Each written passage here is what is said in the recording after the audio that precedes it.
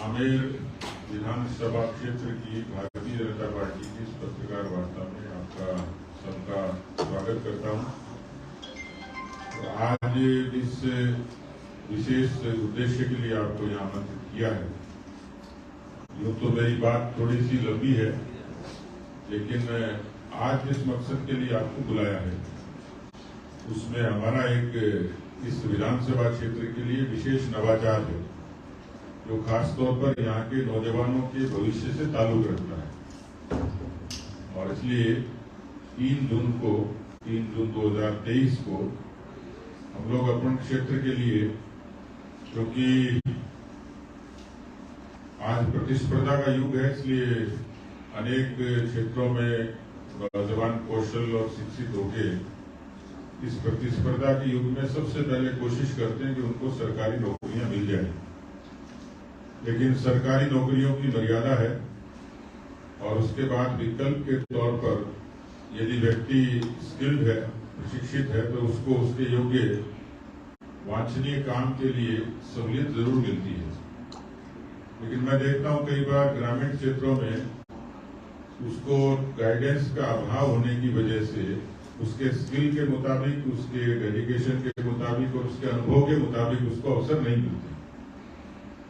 इसी तरीके से कई बार जो स्थानीय नौजवान है वो अपने घर के आसपास ज्यादा प्रीफर करता है कि उसको कोई न कोई यहाँ रोजगार मिल जाए, लेकिन अच्छे रोजगार के लिए कुछ दूसरी जगह स्विच करना पड़ता है।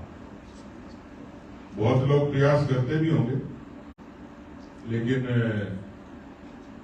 हमने इस पर थोड़ी वर्किंग करी और इसलिए यहाँ के खास तौर पर आमेर विधानसभा क्षेत्र के नौजवानों के लिए हमने एक रोजगार मेला, इसके लिए 3 जून को हमने इसकी घोषणा करी। 3 जून को आमेर क्षेत्र के नौजवानों के लिए एक विशेष रोजगार मेला, जो निजी क्षेत्र में रोजगार चाहते हैं।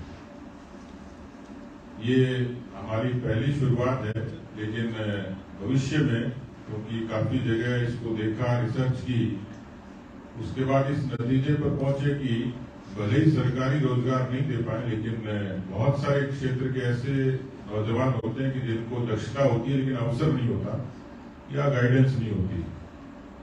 ऐसे में 3 जून को इसका आयोजन होगा कूकस के आर्या कॉलेज में।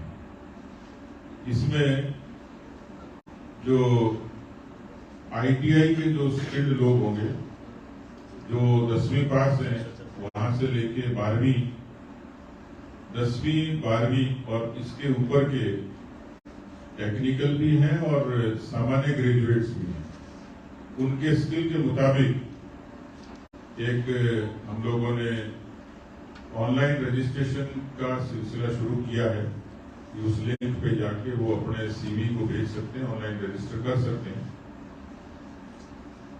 कई जगह हो सकता है दिक्कत हो, तो ऐसी जगह ऑफलाइन का भी कोशिश है और ऑन द स्पॉट भी यदि कोई वंचित बच जाए, लेकिन इसमें मर्यादा रखिए सिर्फ आमेर विधानसभा की। इसमें कुछ बड़ी कंपनियां हैं जिनको हमने प्रयासपूर्वक उनको आमंत्रित किया है, जैसे सुजुकी, जिसमें टेक्निकल जॉब्स की काफी संभावनाएं हैं। इसी तरीके से रिलायंस रिटेल, इसमें खासतौर पर मार्केटिंग और मैनेजमेंट किस्म के काफी कामों की संभावना है। इंडियन ऑयल, आनंद ग्रुप जो वर्ल्ड सिक्योरिटी है उसका है, अशोक लेलैंड है जो बड़ा ग्रुप है। ऐसे कुछ और कंपनियां हैं कुछ IT सेक्टर की, जैसे अपोलो है, APL अपोलो है, मेडी असिस्ट इंडिया है, ट्रेवलॉन इंडिया है। ऐसे कुछ विशेष जो कंपनियां हैं जिनको रिक्वायरमेंट रहती है, उनको भी अच्छा लगा कि हम लोगों ने अप्रोच करके अपने क्षेत्र के ऐसे नौजवानों के लिए कोशिश की है।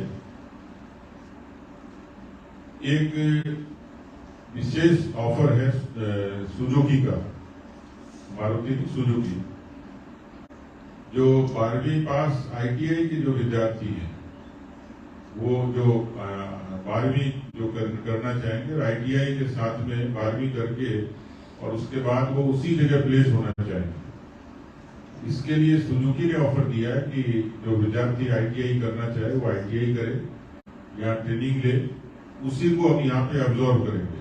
एक ऑफर है ताकि इस तरीके के जो 12वीं के बच्चे आएंगे जो ITI करना चाहें तो उनके लिए सुजुकी के एक ऑफर है। इसको एक भविष्य के काम का फ्यूचर में बनाएंगे, क्योंकि मैं और मेरे बहुत सारे मित्र इस और आप लोगों में से बहुत लोग इससे वाकिफ होंगे कि दक्षता है लेकिन उसको गाइडेंस नहीं है, गाइडेंस है लेकिन वो स्किल्ड नहीं है। और आजकल सर्विस सेक्टर में बहुत संभावनाएं हैं। आप देखते हो कि हमारे यहाँ बाहर से बहुत लोग नौकरी करने आते हैं। हमारे अपने कई रीजनल फैक्ट्रियों में कई इस तरीके की जगह पूछेंगे तो पता लगेगा उत्तर प्रदेश के हैं, उड़ीसा के हैं, कहीं के हैं। हम अपने लोगों को इस बात के लिए प्रेरित करेंगे कि रास्ता खुलता है। दूसरा, मैं देखता हूँ देश के दूसरे हिस्सों में भी जाता हूँ तो पता लगता है कि अपना व्यक्ति बहुत दूर है। आगे हमारे काम का हिस्सा बने इसकी कोशिश करेंगे, क्योंकि यहाँ जो संभावनाएं हैं राजस्थान में भी और राजस्थान के इधर हमारे जयपुर के आसपास भी देखेंगे। खेती में नवाचार की बहुत संभावनाएं हैं, उस पर हम वर्किंग कर रहे हैं। टूरिज्म में खूब संभावनाएं हैं और खासतौर पर ये जो एरिया है टूरिज्म के लिए पोटेंशियल बड़ा एरिया है। उसके लिए कुछ भविष्य के गर्भ में कुछ चीजें जिसको हम लोगों ने प्लान किया है, जैसे रूरल टूरिज्म है, उस कंसेप्ट पर अभी काम हुआ नहीं हमारे क्षेत्र में। मैं देखता हूँ कि मध्य प्रदेश में बहुत अच्छे तरीके से, कई दूसरे स्टेट्स में देखा है, साउथ के कुछ स्टेट्स में, और सिंपली वहां के किसानों के बीच में विदेशी पर्यटक आते हैं, 2 दिन रुकते हैं, वहां उनको सहूलियत देते हैं, लेकिन अच्छी केवल इस रूरल टूरिज्म से वहां की इकोनॉमी में ग्रोथ हुई है।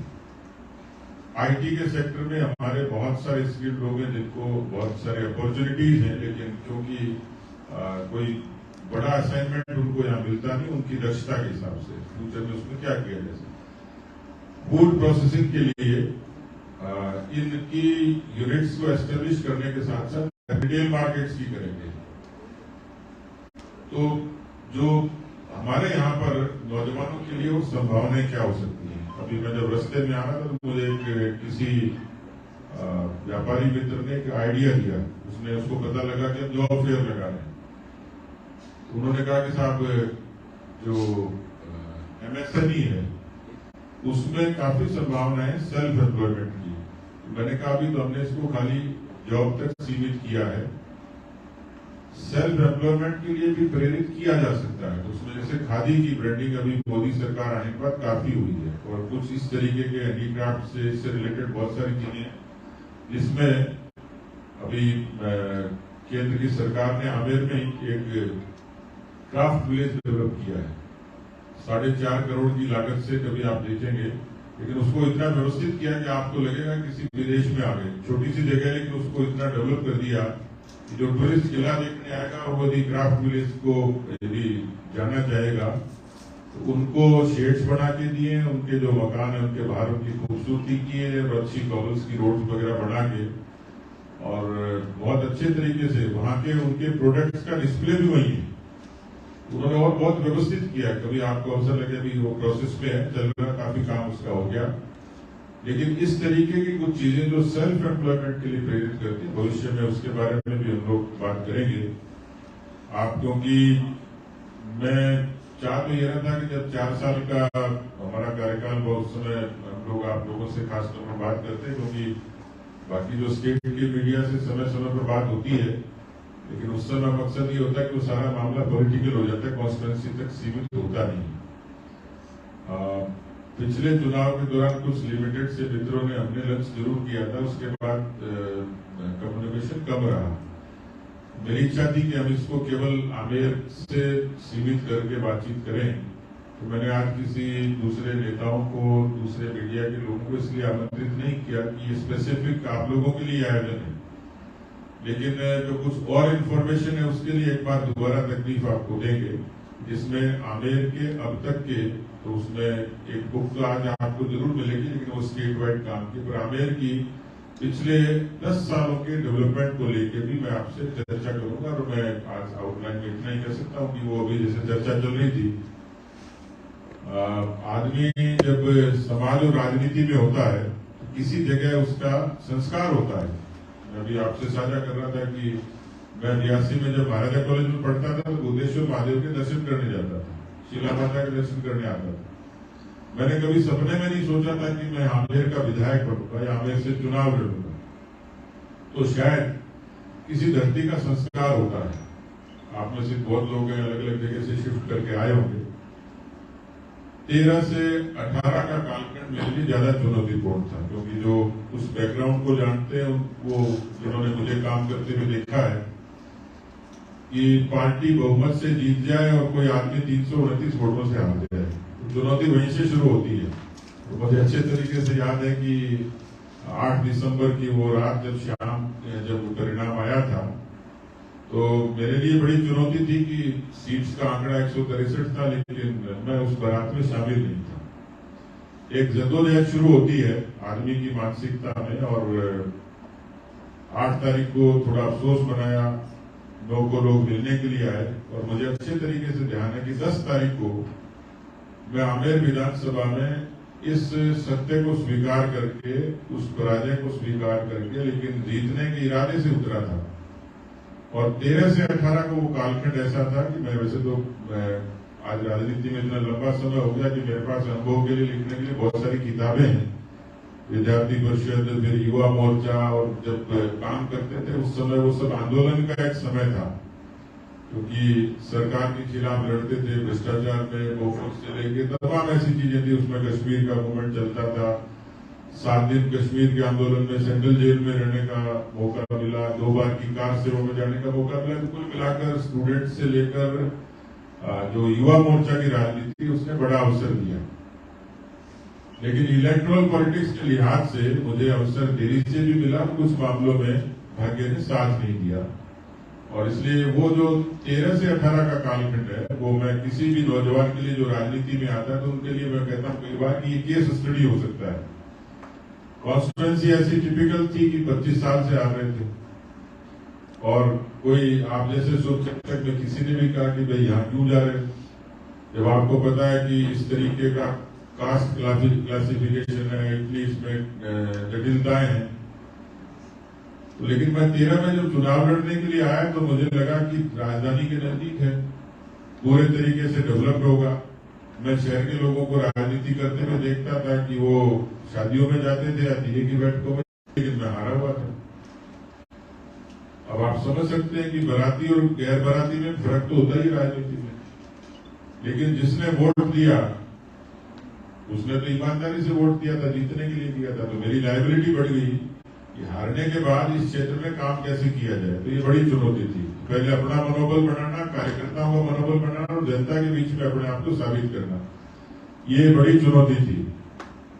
तो मैं 10 दिसंबर 2013 को और शुरुआत करी, और लोग कहते हैं कि विकास कभी भी जीत की राजनीति का मुद्दा नहीं होता, उसके उदाहरण देते हैं लोग।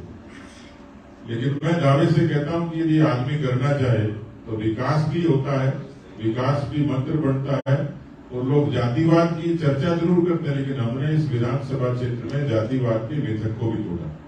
मैं उदाहरण हूं, और इसलिए विकास के एजेंडे को मूल मंत्र मान के जब काम शुरू किया, तो आज मैं कह सकता हूं कि 13 से 18 के उस कालखंड में मैं आपको उसकी एक पूरी विस्तृत जानकारी उपलब्ध कराऊंगा समय आने पर। लेकिन 1500 करोड़ रुपए के विकास के काम किसी विधानसभा में हारने के बाद ये एक बड़ी, मैं मानता हूं कि मुझे उसका सेटिस्फेक्शन है। 350 करोड़ की तो सड़कें बनी थी, 122 करोड़ की सड़कें तो जेडीए ने बनाई। लेकिन दिनचर्या ये थी कि जुनून था कि सुबह से लेकर रात तक, और केवल काम को समर्पित, और उसका परिणाम आया। आमेर की जनता ने प्रतिकूलता के बावजूद भी मुझे यहाँ का विधायक बनाया। उस दौरान जो नवाचार किए कि अक्सर जन्मदिन को लोग दूसरे तरीके से मनाते हैं, लेकिन हमने कोशिश की, मसलन 56वां जब जन्मदिन था तो हमने ये कोशिश की कि हम 56,000 लोगों तक ब्लड डोनेशन के जरिए, वृक्षारोपण के जरिए, दिव्यांगों को स्कूटी के जरिए या किसी न किसी सामाजिक उपक्रम से उससे जुड़े। आज मैं मेरे क्षेत्र के 100 दिव्यांगों को अपने मित्रों के और मेरी खुद की पूंजी के व्यक्तिगत तौर पर स्कूटियां मैंने उनको जीवन को संबल देने के लिए, कोई कोचिंग में जाता है, कोई चाय की दुकान चलाता है, लेकिन उन दिव्यांगों में और उस बस्ती में भरोसा पैदा हुआ जो ब्लड डोनेशन का काम रेगुलर करते ही हैं। तो राजनीति को अपने सरोकारों से जोड़ा, लोगों में फिर भरोसा पैदा हुआ और इसलिए इस 13 से 18 के कालखंड में उसके बाद जो 18 का वोट था वो परफॉर्मेंस का वोट था, वो आचरण का वोट था, व्यवहार का वोट था, वो नियत का वोट था, वो नीति का वोट था। और आमेर के लोगों ने जब तिलक लगाया तो मुझे विश्व की सबसे बड़ी पार्टी के सबसे बड़े प्रदेश के अध्यक्ष बनने का सौभाग्य भी आमेर की जनता के आशीर्वाद से मिला। 18 से 23 का कालखंड ज्यादा चुनौती का था कि सरकार नहीं आई, अपोजिशन में थे, मैं अध्यक्ष बन गया, कोशिश की, लेकिन विधानसभा की कार्यवाही को कभी आप देखेंगे तो कोई सदन का कोई सत्र ऐसा नहीं होगा कि जब इस क्षेत्र के मुद्दों को लेकर वहां बात नहीं रखी। और ये आपकी कलम से लिखा गया कि विधायक के नाते जो हमें विधायक की निधि मिलती है, विधायक कोष जो होता है, उसका मैंने 125% खर्च किया। मैं उन विधायकों में हूं जिसने अपने क्षेत्र की जनता के लिए, और इसलिए जो विधायक कोष से जो चीजें होनी होती वो पूरी की। इसमें हमने कुछ निजी संस्थाओं से काफी सहयोग लिया, CSR का काफी सहयोग लिया, भामाशाहों का सहयोग लिया। तो इस पर फोकस हमारा रहा कि हम यहाँ के अस्पतालों को ठीक करें। तो मेरा दावा है कि हमारी जो जालसू की CHC है वो राजस्थान के किसी भी ग्रामीण क्षेत्र की सबसे उन्नत CHC है, जिसमें वेंटिलेटर भी आपको दिखेंगे और मिलेंगे। वह हर तरीके की एम्यूनिटीज है, कोई गरीब आदमी सरकारी अस्पताल में जाके इलाज करा सकता है। आज 50 गांव के लोग उस CHC को आनंद लेते हैं। ऐसे ही कुछ स्कूलें ऐसी थी जो जर्जर थी, सरकार की स्थिति नहीं थी, लेकिन प्राइवेट ऐसी कुछ संस्थाओं से सहयोग किया कि पूरी स्कूल को डिसमेंटल किया और एक नई बिल्डिंग पिछले दिनों अभी इनॉग्रेशन किया अपने कोटा की जो हमारी मिडिल स्कूल है उसका। उसको यदि आप फिजिकली देखेंगे तो आपको पता लगेगा कि व्यक्ति की नियत ठीक और प्रयास हो तो चीजें बदल सकती हैं। पुरानी इमारत भी देखिएगा, नई भी देखिएगा। तो इसी तरीके से कोशिश ये की कि इस क्षेत्र की शक्ल बदले, लेकिन मैं महसूस करता था कि